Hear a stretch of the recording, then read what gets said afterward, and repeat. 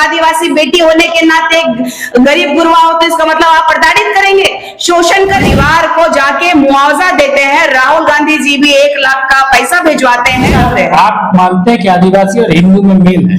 देखिए मेल है, कहते हैं, मैं तो कहते हैं हमेशा कि हम जो है क्षत्रिय समाज से बिलोंग करते हैं, सम्मान देते हैं, लेकिन वो हमारा हिंदू तो अधिकार नहीं खा रहे ना, वो तो हमारा आरक्षण नहीं खा। क्या ये इनकी पूरी मानसिकता सिर्फ और सिर्फ जात की राजनीति के कुर्मी के लिए? ईसाई समुदाय में आकर के आदिवासियों का हक संविधान में रूढ़िवादी परंपरा को मानने वाले लोगों के लिए विद्यमान विधि अंकित। झारखंड का एक बड़ा समाज कुर्मी लगातार आंदोलन कर रहा है कि हमें भी अनुसूचित जनजाति का दर्जा दिया जाए, क्योंकि हम पूर्व में भी अनुसूचित जनजाति का दर्जा प्राप्त थे।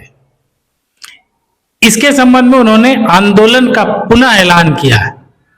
इस विषय में आदिवासी समाज के जो नेतृत्व करते हैं, जो आदिवासियों के मुखर विषय को उठाते हैं, वैसे ही आंदोलनकारी निशा भगत जी से हम बातचीत करने के लिए आए हैं। न्यूज़ 100 लाइव टीवी में आपका स्वागत है। आपके चैनल के माध्यम से जितने भी मुझे दर्शक देख रहे हैं, श्रोता सुन रहे हैं, उनको मेरी तरफ से नमस्कार, जोहार, जय धर्मेश। कुर्मी का मांग कि अनुसूचित जनजाति में हमें शामिल किया जाए, आदिवासी समाज किस रूप में लेता है?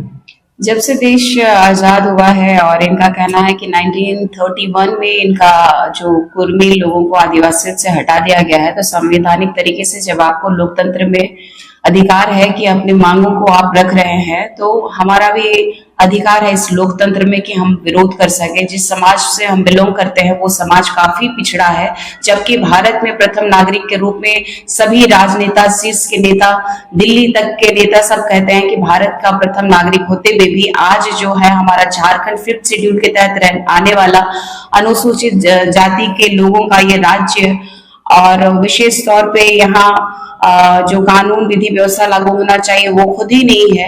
आदिवासियों का हक अधिकार लगातार धर्मांतरित लोग खा रहे हैं, और सबसे बड़ी बात है कि हमारे समाज में बुनियादी सुविधाएं नहीं मिली हैं, और ऐसे में संपन्न लोग यदि आदिवासी समाज में आने की बात कर रहे हैं तो लगातार विरोध तो मैं करूंगी, चाहे कुर्मी समाज हो चाहे अन्य समाज हो। मैडम, धर्मांतरित मतलब कौन? धर्मांतरित मतलब ईसाई समुदाय। ईसाई समुदाय के लोगों में जाति नहीं होती है, लेकिन अभी भी जो लोग आदिवासियत धर्म को अपना करके आदिवासी कहते हैं कि पैदा होते हैं आदिवासी, तो जो पैदा हुए उसके बावजूद संविधान में रूढ़िवादी परंपरा को मानने वाले लोगों के लिए विद्यमान विधि अंकित है, और अगर विद्यमान विधि को आप छोड़ चुके हैं तो आप उस लाभ से वंचित हो जाएंगे। आपको रूढ़िवादी परंपरा को मानना होगा, प्रकृति पूजक के रूप में आपको रहना होगा, तभी आप जाकर के आदिवासी और जो है एसटी का जो हक और अधिकार आप खा सकते हैं। आप देख लीजिए क्रिश्चियन समुदाय में हिंदू, मुस्लिम, सिख, ईसाई हो चाहे तो बांग्लादेशी भी अभी देख लीजिए लगातार धर्मांतरित कर रहे हैं और अपने ईसाई समुदाय में आकर के आदिवासियों का हक खा रहे हैं। ऐसे में झारखंड राज्य ऐसे ही नहीं बच पा रहा है। आप देख लीजिए लगातार जो है हमारी आदिवासी समुदाय के बच्चों के साथ जो है जमीन का अधिकार खाने के लिए इस आदिवासी का जो मुखिया हो, चाहे सरपंच हो, चाहे विधायक ही देख लीजिए कि 81 विधानसभा सीट झारखंड राज्य में है और 28 सीट है जो हमारे आदिवासी समुदाय के लिए, एसटी समुदाय के लिए आरक्षित है, उसमें 10 धर्मांतरित आदिवासी लोग हैं, 10 धर्मांतरित आदिवासी है। एक ग्रुप है जो कि उनकी अपनी सिंडिकेट चलती है, जिनका मानना है कि अगर ईसाई धर्मांतरित है तो हिंदू धर्म की परंपरा को मानने वाला भी तो रूढ़ी पता छोड़ दिया है। तो सबसे बड़ी बात है कि हमारा एक कॉलम नहीं है, जिसके लिए आप लोग पूरा भारत जानता है कि आदिवासी जो है कॉलम जो है 1961 में जो कांग्रेस की सरकार रही थी उन्होंने हटा दिया था, उसके लिए लगातार मांग कर रही है, और ये जो लोग हैं लगातार इसमें प्रहार कर रहे हैं, जबकि हमें आवश्यकता है इस संविधान में विशेष अधिकार होते हुए भी आज हम लोग विशेष अधिकारों से वंचित हो रहे हैं, हम बुनियादी सुविधाओं से वंचित हो रहे हैं। एक प्रश्न है, अगर ईसाई को हटा दिया जाए तब तो आदिवासी यहाँ पर ही अल्पसंख्यक हो जाएगा। देखिए सबसे बड़ी बात है कि अल्पसंख्यक तो ईसाई है और अल्पसंख्यक की बात ही नहीं, पूरे संविधान को पढ़ के देख लीजिए, हमारे लिए विशेष कानून बना हुआ है संविधान से भी बड़ा, क्योंकि आप पूरे भारत में अगर मर्यादा पुरुषोत्तम राम को अगर भगवान मानते हैं तो आपको पता होगा कि मर्यादा पुरुषोत्तम राम भी जब वनवास गए थे तो माँ सबरी माँ से मिले थे। और आदि काल से हमारे आदिवासी जो इस देश में वास करते आ रहे हैं, इसका प्रमाण है कि भगवान से भी पहले, और भगवान ने भी चिन्हित किया था जंगल में जाकर के कि ये आदिवासी समुदाय है। तो ये बताइए कि जब जो हिंदू जो है, सनातनी जो है, हमारे पूरी संस्कृति, हम बूढ़ा महादेव को मानते हैं, हम आकृति के रूप में, प्रकृति के रूप में, हम पेड़ पौधे को मानते हैं, हम पत्थर को मानते हैं, हवा को मानते हैं और अग्नि को मानते हैं। तो सबसे बड़ी बात है कि वो हमारे पूरक है, अगर वो हमें सम्मान देते हैं, लेकिन वो हमारा हिंदू तो अधिकार नहीं खा रहे ना, वो तो हमारा आरक्षण नहीं खा रहे हैं। लेकिन ईसाई धर्म के लोग ये हमारा आरक्षण क्यों खा रहे हैं? इनका जो धार्मिक स्थल है यरूशलेम है, उनको जाकर के वहां यरूशलेम के लिए लड़ना चाहिए, उनको मुसलमानों से लड़ना चाहिए, उनको यहूदियों से लड़ना चाहिए। यहाँ आदिवासी जो भारत के प्रथम नागरिक है, जब आप अपने रूढ़िवादी परंपरा, पूरी संस्कृति छोड़ दिए तो फिर आदिवासियों का ये जो भारत सरकार के द्वारा अधिकार जो मिल रहा है, आरक्षण जो मिल रहा है, वो क्यों नहीं खा रही है? मतलब लड़ाई आरक्षण की है, लड़ाई कुल मिला के आरक्षण की है और इस राज्य की है। इस राज्य में कौन शासन करेगा? अब देख लीजिए कि ये कुर्मी समुदाय कहाँ से आए, कुर्मी, कुर्मी, महतो, ये लोग कहाँ से आए? जब बंगाल का, जब विदेशी धर्म के लोग, जब ईसाई समुदाय के लोग यहाँ पे प्रताड़ित अभी करना शुरू किए, उससे पहले अंग्रेज हमें प्रताड़ित किए। जब अंग्रेज उनको लेकर के आए हमारे झारखंड को लेकर, झारखंड में उनको जगह दिया गया क्योंकि वो अच्छा खेती करते हैं, यूपी से यहाँ पे आए और यहाँ पे बस भी गए हैं। चलिए, आपके पास जल जंगल जमीन सब कुछ हुआ, आप देख लीजिए ना, अंग्रेजों के साथ में मिलकर ये लोग काम करते थे और लगातार हम लोगों को टॉर्चर करते थे। तो हमारे आदिवासी वीर सपूत जो है, वीर बुधू भगत जी ने 1831 में कोल विद्रोह किया था। तब ये लोगों ने हमारे साथ क्यों नहीं दिया? इन लोगों ने उस समय ये लोग कहाँ था? जब 1961 में आदिवासी कॉलम हटा दिया गया था, तब ये लोग कहाँ था? ये तो कहते हैं, मैं तो कहते हैं हमेशा कि हम जो है क्षत्रिय समाज से बिलोंग करते हैं, वहां क्षत्रिय का अधिवेशन में भी जाते हैं और अपने जात को वो बहुत बड़ा कहते हैं। और हमारे संस्कार भी अलग है, चाहे वो जन्म का संस्कार हो, चाहे मृत्यु का संस्कार हो। और हमारा जो परंपरा मेल तो खाएगा, क्योंकि हिंदू समाज के लोग भी हमारा कई संस्कृति को वो लोग भी सहर्ष स्वीकारते हैं। आप मानते हैं कि आदिवासी और हिंदू में मेल है? देखिए, मेल है। देखिए, हम प्रकृति के रूप में बूढ़ा महादेव को मानते हैं, वो आकृति के रूप में बूढ़ा महादेव को मानते हैं, महादेव को मानते हैं, और वही सेम चीज है, सेम पद्धति है, तो मानती हूँ। लेकिन वो मेरा हक और अधिकार नहीं खा रहे हैं, ना ही आदिवासी में वो प्रहार कर रहे हैं। हिंदू के साथ आपका समानता है, मेल जोल है, आप बूढ़ा महादेव को, इसीलिए सरकार ने सरना कॉलम हटा के आदिवासी को हिंदू लिखने के लिए नहीं, ऐसी बात नहीं है। हिंदू का जन्म संस्कार और मृत्यु संस्कार भी अलग होता है। इस बात को मानिए कि हिंदू समाज का, मुसलमान का, सिख का, ईसाई का, किसी का आदिवासी से मेल नहीं खाता है। और आदिवासी अपने आप में एक पहचान है, आदिवासी प्रकृति पूजक है। पूरे भारत में 740 से भी ज्यादा जनजातियां हैं जो अपने पूर्वजों के विधि विधान से पूजा पाठ करती है और स्वशासन लागू करने के लिए लगातार डिमांड कर रही है। आपने देखा होगा कि मैं पेशा अधिनियम कानून को लेकर के पैदल चली थी, उसमें कितने लोग सामने आए। आप देखिए कि पेशा अधिनियम कानून के लिए हाई कोर्ट, सुप्रीम कोर्ट ने लगातार इस राज्य को कहा है, अल्टीमेटम दिया है, लेकिन यहाँ की जो सरकार है आदिवासी विरोधी काम लगातार आदिवासी बेटा होने के बावजूद कर रही है। तो आपको ये समझना होगा कि हमारे आदिवासी में वाकई खतरा है। आज भी कई आदिवासियों के क्षेत्र में जाइएगा तो सड़कें नहीं है, पुल नहीं है, पुलिया नहीं है, पानी भर जाता है तो लोगों का आवागमन में एक गांव से दूसरे गांव में अपनी मूल सुविधाओं को लाने में दिक्कत होता है। जब हमारे लोग बीमार होते हैं तो खाट में लेके आते हैं, तो माननीय स्वास्थ्य मंत्री ने कहा था कि रोड है, ये नहीं है तो हम एम्बुलेंस कैसे भेजेंगे? तो सबसे बड़ी बात है, ये सरकार आपकी है, ये सिस्टम आपका है, तो पुल और रोड क्या विपक्षी बनाएगा?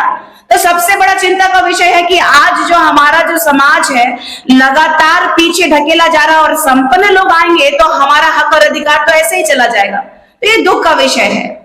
कुर्मी का जो आंदोलन है उस पर आपके द्वारा प्रश्न चिन्ह लगाने के बाद आपकी पार्टी से आपको निष्कासित कर दिया।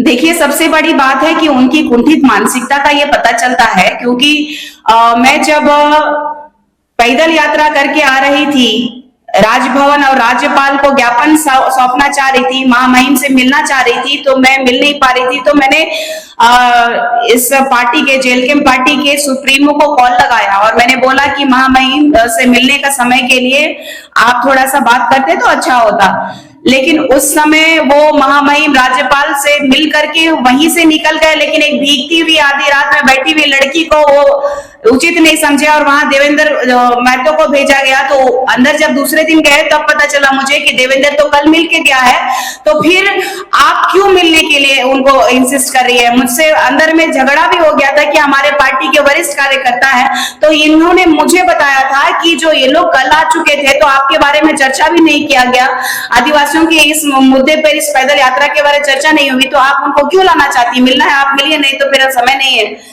तो यही बात हुआ था और हम लोग ऐसे टेराटेनी में बहुत संघर्ष के साथ मिले। अब देख लीजिए दूसरा मामला, आदिवासी विरोधी ये नहीं है, तो मैं ईसाई समुदाय के बारे में इतना कुछ बोली, इतना सब कुछ बवंडर हुआ, तो उन्होंने कहा विधानसभा के बाहर मीडिया को संबोधित करते हुए कि ये जेलकिन की लड़ाई नहीं है, निशा भगत दीदी जो है अपने समाज की लड़ाई लड़ रही है, और उन्होंने इस बात से पता काट दिया। और सबसे बड़ी बात है कि अगर उन्होंने मौन समर्थन किया तो इसका मैं धन्यवाद देती हूं उनको, लेकिन उस समय आपने नहीं कहा। और दूसरी बात है कि नगड़ी प्रकरण में जब बहुत ज्यादा बवंडर हुआ, जब हम लोग जल जंगल जमीन की आवाज जो लगातार बचाने की आवाज उठा रहे हैं, तो हमारा जो नगड़ी का जो कृषि योग्य जमीन है उसमें रिंग्स टू ना बने, उसमें हम पे एफआईआर हुआ सीओ के द्वारा, वो चलिए जायज है। लेकिन मैंने कहा था कि यहाँ के राज्य के स्वास्थ्य मंत्री जनाब इरफान अंसारी को भी घर में घुस के मारूंगी, क्योंकि हमेशा लगातार उनका भी बयान बहुत आदिवासियों को लेकर के खराब होता है, और ये जो मुस्लिम समुदाय को ये विशेष रूप से सपोर्ट करते हैं। एक घटना हुई थी बोकारो में, आप लोगों को पता होगा कि मॉब लिंचिंग में मारा गया था। इन्होंने कहा मॉब लिंचिंग हुआ है, लेकिन एक आदिवासी युवती को एक मुस्लिम लड़का छेड़ने का प्रयास कर रहा था। वो जब तालाब में नहा रही थी तो उसके साथ बदतमीजी किया था, तो गांव वालों ने उन्हें उनकी पिटाई कर दी और अस्पताल जाते जाते उसकी मृत्यु हो जाती है। और इरफान अंसारी साहब उस मृतक के परिवार को जाके मुआवजा देते हैं, राहुल गांधी जी भी 1 लाख का पैसा भिजवाते हैं, और जो लड़की के साथ में बलात्कार की कोशिश की गई उनके परिवार और गांव के लोगों को उसकी हत्या के आरोप में जेल भेज देते हैं। तो ऐसी सरकार है, ऐसे लोग अपने समुदाय के लोगों को प्रखरता से सपोर्ट करेंगे, तो ये सरकार को हमने जनता के द्वारा, जनता के लिए ये सरकार चुनी गई है, और ये बहुल क्षेत्र है, ये आदिवासियों का क्षेत्र है, मूलवासियों का क्षेत्र है, और आज हम संघर्ष कर रहे हैं। उस समय आपने नहीं निकाला जब इरफान अंसारी साहब को मैंने कहा था कि घर में घुस के मारूंगी, तब तो आपने नहीं कहा। आपके यहाँ मर्यादा पूर्वक जितने भी लोग हैं, तो देख लीजिए बेबी महतो जी लगातार इस राज्य के आदिवासी बेटे को, हेमंत सोरेन जी को गाली देती हैं, और आप देख लीजिए कल्पना सोरेन जी को गाली देती हैं। आप देख लीजिए जेल कैंप के अध्यक्ष क्या गाली नहीं दिए हैं, उनका ट्रोल नहीं हुआ है क्या।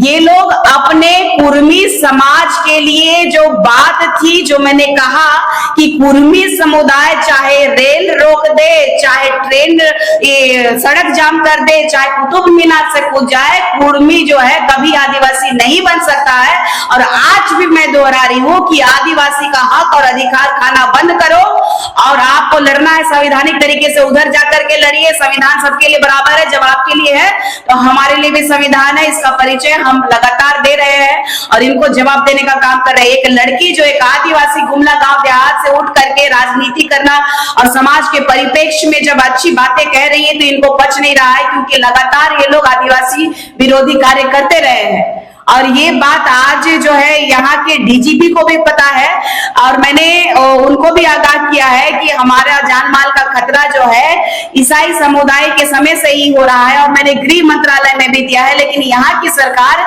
जमीन के जो दलाल है उनको गार्ड दे देगा, उनको सुरक्षित मुहैया कराएगा सुरक्षा, लेकिन हम जैसे आदिवासियों का हमेशा शोषण होता है।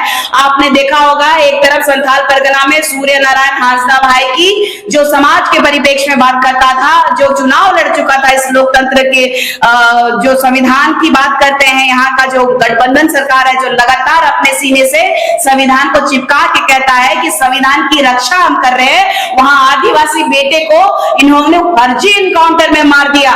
आदिवासी बेटे को अगर न्याय दिलाना होता तो जेल कैंप के सुप्रीमो और विजय सिंह जो प्रवक्ता रहे हैं वो पहले ही बयान देते हैं सूर्य नारायण हांसदा के बारे कि टिकट तो हमने दिया था लेकिन उनका क्रिमिनल बैकग्राउंड है ये नहीं जानता था। फिर अनावश्यक इन लोग चले गए फोटो खिंचाने, वहां पर पूरी तरीके से वाहवाही करने के लिए। उसके बाद वाहवाही लूटने के बाद सीबीआई जांच कराने की बात आई। यहाँ पर जब सूर्य नारायण हांसदा की मां और सूर्य नारायण हांसदा की पत्नी जब आई थी तो जेल कैंप पार्टी से मैं और सूरज सिंह और अमित मंडल थे। कौन वहां पर? महतो था। इसी से पता चलता है। और दूसरी बात है बोकारो में जादू महतो, तो वो जब अपने जमीन के अधिग्रहण के समय में आत्मदाह कर लेता है तो महतो कम्युनिटी को बचाने के लिए, न्याय दिलाने के लिए वो तत्पर दिखते हैं जयराम महतो। आज हम आदिवासी परिप्रेक्ष्य में जब अपनी लड़ाई लड़ रही हूं तो आज जो महतो समाज को सपोर्ट करते हुए, डंके के चोट में कहते हुए जयराम भाई जब अपना समाज के लिए खड़े हो सकते हैं, पार्टी से निकाल सकते हैं, तो क्या मैं एक आदिवासी बेटी होने के नाते गरीब गुरवा हो तो इसका मतलब आप प्रताड़ित करेंगे, शोषण करेंगे? आप क्या चाहते हैं कि आदिवासी इस झारखंड राज्य में पूरी तरीके से खत्म हो जाए? तो यही इनकी मंशा लगातार दिख रही है। जो पार्टी है जेल के जी या उनके नेता जो है विधायक महोदय, क्या ये इनकी पूरी मानसिकता सिर्फ और सिर्फ जात की राजनीति के कुर्मी के लिए? देखिए, ये तो पूरा झारखंड ही नहीं पूरा देश देख रहा है कि एक बेटी आदिवासी समाज के लिए तब लड़ी थी जिस समय सरना समुदाय के लिए मैं झंडा प्रकरण, जब सरना झंडा का अपमान किया गया था तब मैं लड़ रही थी, तब इन्होंने मौन धारण किया। जब इस सरकार के सीएम को लेकर के, चाहे यहाँ के स्वास्थ्य मंत्री को लेकर के मैं बोल रही थी, तब इन्होंने एक्शन नहीं लिया। सबसे बड़ी बात है कि जब मैं जयराम महतो के चुनावी दौर में मुझे जब बुलाया गया था तो मैं हेमंत सोरेन जी हो चाहे बड़े बड़े दिग्गज के परिप्रेक्ष्य में जब कह रही थी, कड़ी कड़ी बातें कह रही थी, चाहे जयमंगल सिंह के बारे में बोल रही थी, चाहे श्वेता सिंह के बारे में बोल रही थी, तब इन लोगों ने नहीं कहा। और आज इन लोग अपने कुर्मी समाज के विरोध में जब मैंने कहा तो अपना कुर्मी समाज को खुश करने के लिए जयराम महतो ने मुझे पार्टी से निकाल दिया। यही दीदी कहते नहीं थकते थे। और बात रही कि अनर्गल जो बात ये हम पे इल्जाम लगा रही है, कहा जा रहा है, तो मैं ये बात बताना चाहती हूँ। संतोष महतो जो बात हुआ था प्रकरण पैसा और स्कॉर्पियो का, तो इस बात की जानकारी मैं इलेक्शन में कैंपेन के लिए जब गई थी उसी समय में मैंने केंद्र के प्रवक्ता सुशील मंडल जी को ये बात बताई थी और वहां की बात सुशील मंडल जी ने राष्ट्रीय अध्यक्ष को बताया था जयराम महतो जी को। और ये कह रहे हैं कि हमें पता नहीं है, तो ये किस तरीके की बात कर रहे हैं? दैट मीन्स कि आप लोग झूठ और ये प्रपंच जो लगा रहे हैं सिर्फ और सिर्फ अपने राज्य के में सत्ता में आने के लिए किसी भी हद तक जा सकते हैं। तो मैं आप लोगों को चेताना चाहती हूँ कि दम है तो इस अकेली आदिवासी बेटी से लड़ के दिखाओ। चरित्र के बारे ही कह सकते हो, अन्यथा ज्ञान की बात होती है तो आपके जो पीएचडी होल्डर जो है ना जयराम महतो भी आज सुश्री को श्रीमती बना दिए हैं जस्ट बिकॉज ऑफ कि एक आदिवासी लड़की को बदनाम किया जा सके। तो सबसे बड़ी बात है कि अपने चरित्र की आप बात कीजिए। अगर बात करना है तो पूरा का पूरा झारखंड आपके चरित्र के बारे में बात कर रहा है। हम करना होता तो हमारे पास भी बहुत प्रमाण भेजा गया था, लेकिन संवैधानिक की बात हो रही है तो मैं झारखंड के परिप्रेक्ष्य में झारखंड के जितने भी मंत्री और मुख्यमंत्री उनको बोली, क्योंकि ये सोई हुई सरकार है। आदिवासी का बेटा आदिवासी के परिप्रेक्ष्य में काम करना भूल गया है। आपने देखा होगा कि पूर्व मुख्यमंत्री जो वर्तमान के मुख्यमंत्री के पिता, जबकि उनके परिवार में उनके पिता भी मुख्यमंत्री थे, आज वो दूसरी टर्म में मुख्यमंत्री है, उनकी पत्नी विधायक है, उनका भाई विधायक है, उनके भाई की पत्नी विधायक है। तो ये दुर्भाग्य का विषय है कि दिशम गुरु जी के मरने के बाद में उनका क्षेत्र का विकास होता है, सड़क बनती है और वहां पर बिजली आता है। तो ये आकलन लगाया जा सकता है कि अभी 25वां साल हो रहा है झारखंड अलग हुए हुए और हमारा क्षेत्र का कहां पे दिशा और दशा है। आदिवासी गरीब गुरबा तबके के लोग आज अपनी बुनियादी सुविधाओं के लिए तरस रहे हैं, क्योंकि आज हमारा जो अधिकार है, मौलिक अधिकार को भी ये लोग पूरी तरीके से, चाहे यहाँ की सरकार हो, चाहे यहाँ का प्रशासन हो, चाहे यहाँ के प्रशासनिक पदाधिकारी हो, आदिवासी समुदाय को लगातार नजरअंदाज करते जा रहे हैं, जिसकी वजह से आज हमें ये आवाज उठाने की जरूरत हो रही है और इस तरह का लैंग्वेज इस्तेमाल करने की जरूरत हो रही है। अगर ऐसा नहीं कहती तो शायद मैं दूर तक मेरी आवाज नहीं जाती, और अगर मैं इतनी जोर से कह रही हूं तो समझ लीजिए कि हमारे दिल में कितना दर्द है कि भगवान बिरसा मुंडा जी जैसे शहीद, जो इस झारखंड के पूरे भारत को आजादी दिलाने में, अंग्रेजों से लड़ने में उन्होंने मदद किया था, और ऐसे कई अनगिनत जो वीर पुरुष और महिलाएं हैं, उनका शहीद को हम लोग ऐसे जाया नहीं होने देंगे। आदिवासी लड़ना जानता है, पीछे हटना नहीं जानता है। जोहार।